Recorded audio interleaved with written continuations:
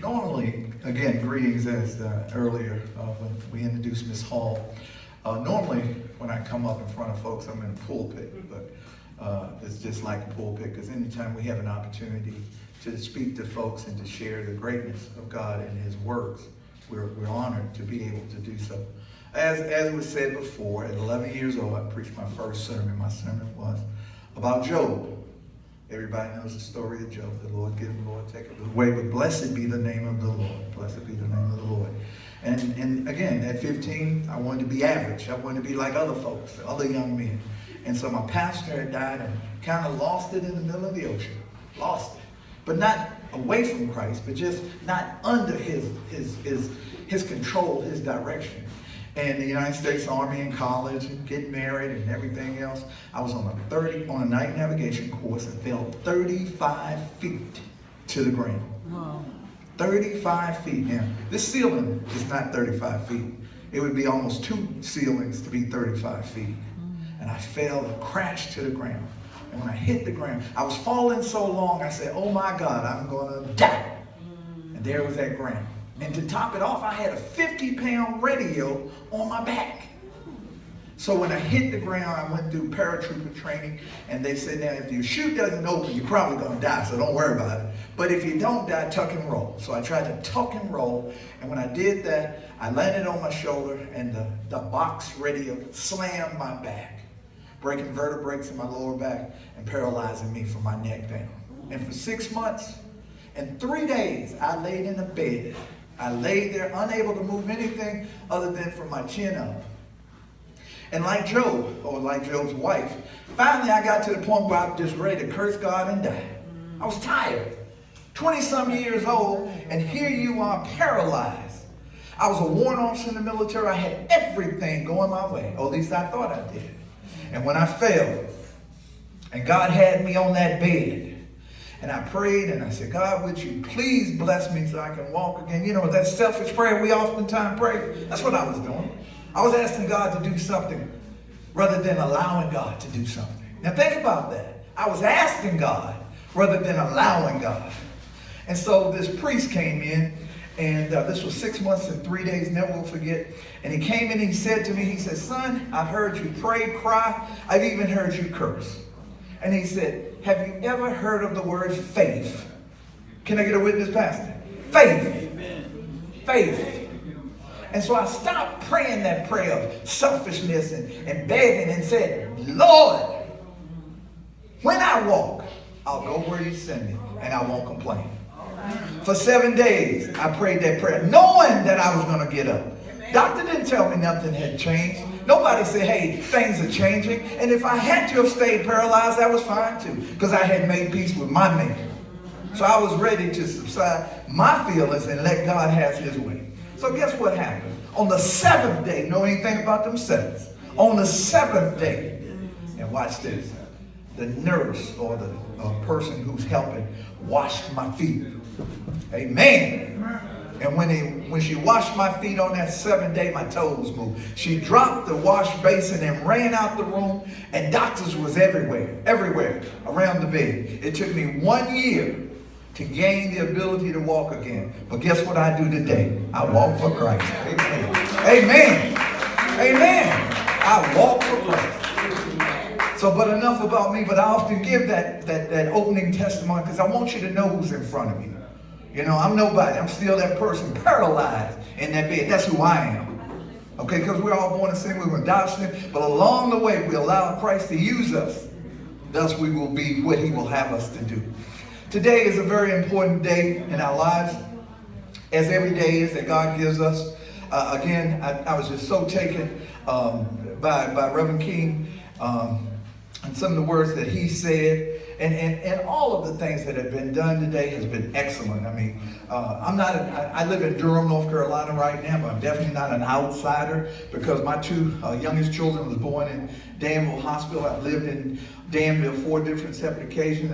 My wife is from the edge of Danville on Rock Quarry, down in that area. So Danville, my uncle, his name was George Merritt, and he was a bricklayer. And he lived on Stoke Street. So I've been coming to Danville ever since I was an infant, a baby. And then also my aunt was Alice Merritt, and she used to be a substitute teacher and a music teacher. And so those was my family, my roots here in Danville. But we want to talk to you a little bit today. And I do like to use my audience and my folks that I'm speaking to work together. I'm a former professor at North Carolina State University, A&T, and I had the opportunity to teach political science, and we started the Criminal Justice Department back in the year 2000. So I've been able to be in front of young people for a number of years, both formally and informally. One of the things that saddens me about the city of Danville right now, we had an opportunity, Reverend King and myself and a couple others, we met with the chief and we met with the sheriff, and the sheriff and the chief saluted us for what we're doing, but we didn't need that salute because, see, something is happening in this town, in this community, in this nation. We're losing our children to violence, to senseless violence. I pray every day, Lord, tell me, teach me, show me the way that I can influence someone, some child, some young person, not to follow the curse that has been put upon us. Now, we all know about the history of slavery. We know about the 5 times when if we didn't obey, they chopped our foot off. Then we tried to run. We know about the times where they had these camps, where they would break the strong Mandingo types. And the way they would break them is by literally taking their manhood. Can you think of that? Can you think of a man being a natural born man, taken to a camp and sodomized to break their spirit? Can you think about even after slavery, when you're sitting in your house and people run into your house and take you up and put you in a tree? They called it tree jewelry, where they would lynch you. The hatred of people that was so defined by only one thing is because the person had a deeper tone of skin. Well, in the 60s when I grew up, I went to school and I said, black power, black power, black power. And my father said to me, he said, son, let me show you something. And he showed me a picture of my relatives, my ancestors. And the name Merritt is Welsh. Does anybody know what the Welsh country in Ireland, Welsh folk, that's what Merritt is. A little man by the name of Moss Merritt had one son. His name was Andrew Merritt. Andrew had 10 kids, my dad being one of those. So I'm 3rd generation Caucasian. So how could I hate a part of me? See, God's love is not just for black people, white people. You know, the children of Israel, they suffered. We're not the only race of people to have suffered. My problem is with freedom today. See, we're free to kill each other. Amen? We're free to kill each other. You know, there was a cartoon that was shown and circulated a while back talking about, we don't need, this was the Klan, so we don't need to kill them. Just give them a gun. They'll kill themselves. Kill themselves. How many murders have we had in the last couple of weeks? You guys have had more murders here in Danville than where I live in Durham. And we're 4 times your size. And what's going on? You know, I'm a parent. I have 5 kids. My oldest son played for the Buffalo Bills, graduated from Wake Forest. My baby son, he's an entertainment attorney in Hollywood. I have 2 daughters. One is an administrator for the school system, and the other daughter just got into grad school at Carolina. I'm blessed. I'm blessed, and I don't take it for granted. Everybody got the same mother. Everybody got the same last name. And every day, I attempted to teach them what it took to be successful. Not to be me, because my dad always said he wanted me to be greater than him. And I've always said to my kids, I want you guys to dwarf me. So I want to ask a few questions, and I was hoping there were some young people in the room because this is where my questions were directed to. And a little bit of black history, a little bit of the history of the movements that have taken place. Like in 1963, somebody raise their hand and tell me what significance there is in 1963. Oh, one other thing before I go there. I also serve as a field secretary for the Southern Christian Leadership Conference of North Carolina. My dad used to work for Dr. King directly, and in 1962, part of what happened in 63 was actually planned in my basement, partly. Does anybody know what happened in 1963? In 1963, the Poor Man March on Washington occurred. And this young preacher who was on the program, just like I'm on the program. He wasn't the center of the program. He was just on the program. But he gave a speech. And what was that speech titled? I Have a Dream. I Have a Dream. And that I Have a Dream speech launched this preacher who was very well educated in a number of arenas. But it launched him into prominence. What happened, though, was Dr. King became the target. His life from that day was on a downward spiral to death. Human death, not spiritual death, because his spirit still lives on. Now, in 1963, well, in 1957, there was a Civil Rights Act of 1957, which supposedly, through Eisenhower, was to give rights to people of color. But in 1964, what occurred? Again, by Dr. King's and the Southern Christian Leadership Conference influence. 1964. Does anybody know that? They had that big march in Washington? Well, no, dear. I mean, yes, maybe there were some marches, but in 1964, legislation was passed called the Civil Rights Act of 64, which made it illegal to discriminate in any form or fashion to people of color.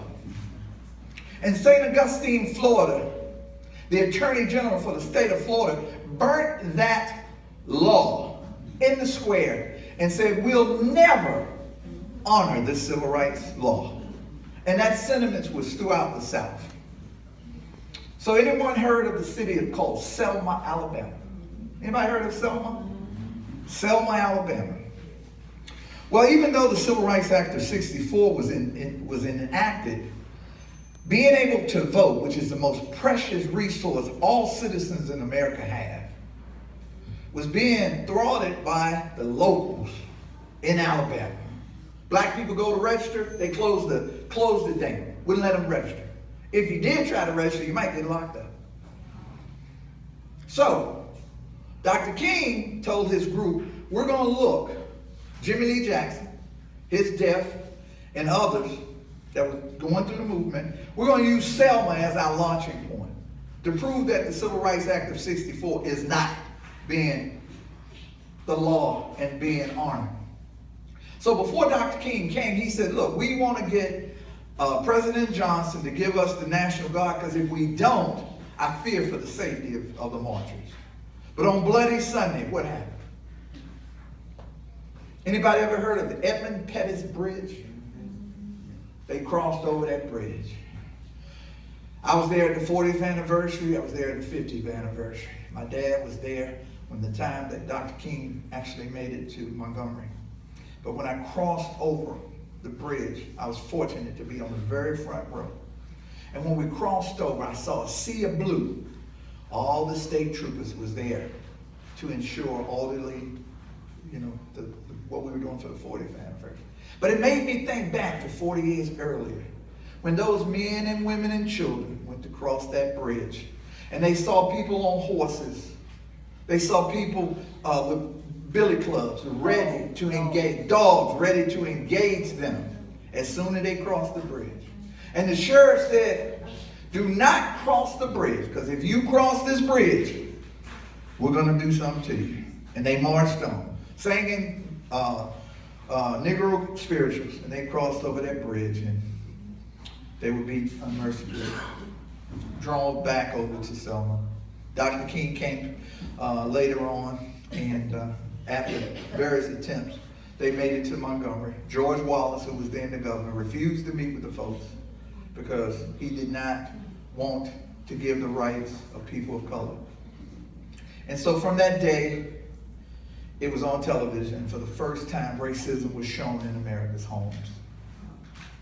And Dr. King went to Johnson and said, look, we need a Voters' Rights Act. And Johnson said, well, I just gave you last year the Civil Rights Act. And Dr. King said, but did you just see what happened? And so out of whatever God put on Johnson's heart, LBJ, Lyndon Baines Johnson, President of the United States at that time, got Congress to pass the most important law that changed the face of America, which was the 1965 Voters' Rights Act, which gave every individual the right to not to be prevented from voting.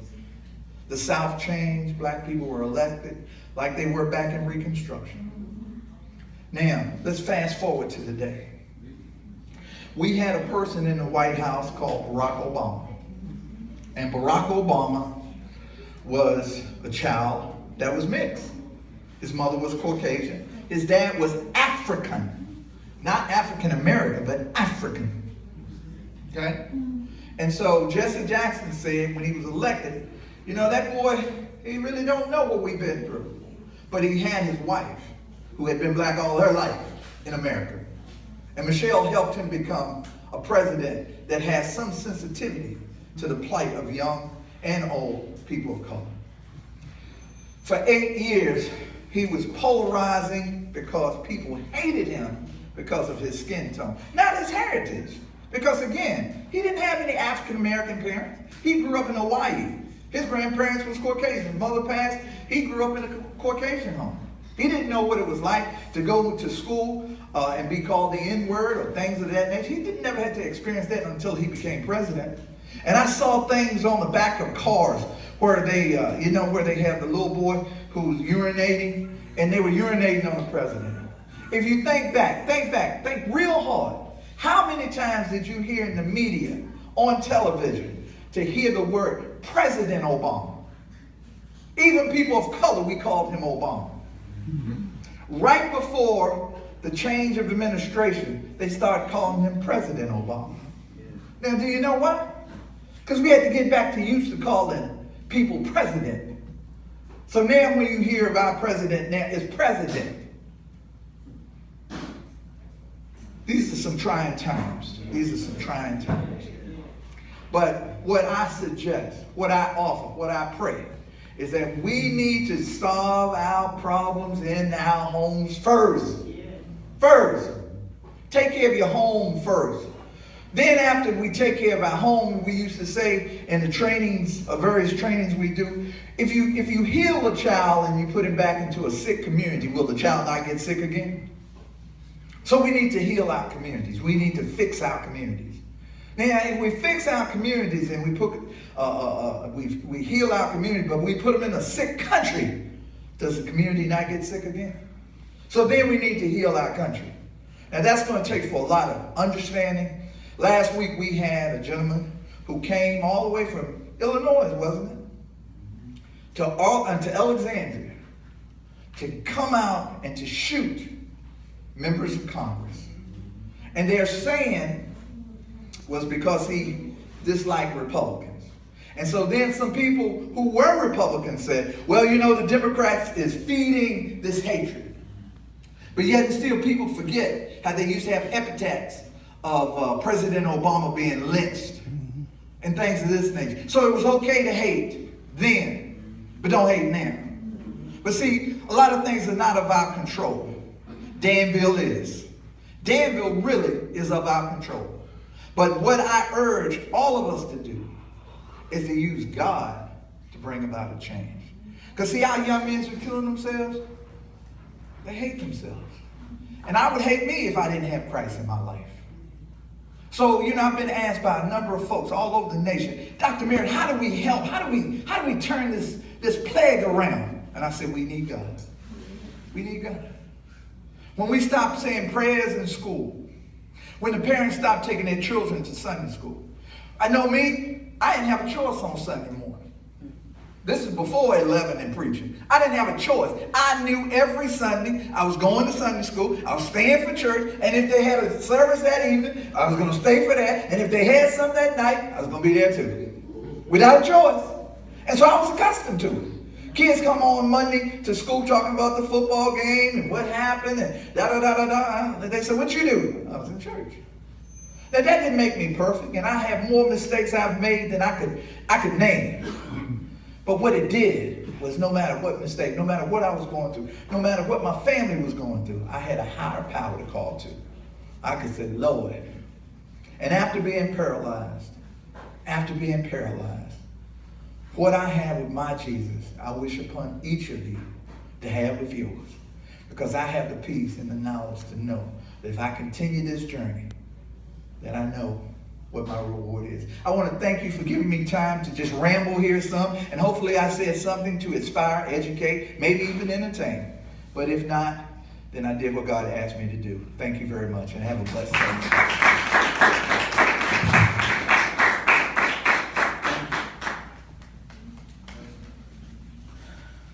I don't answer it.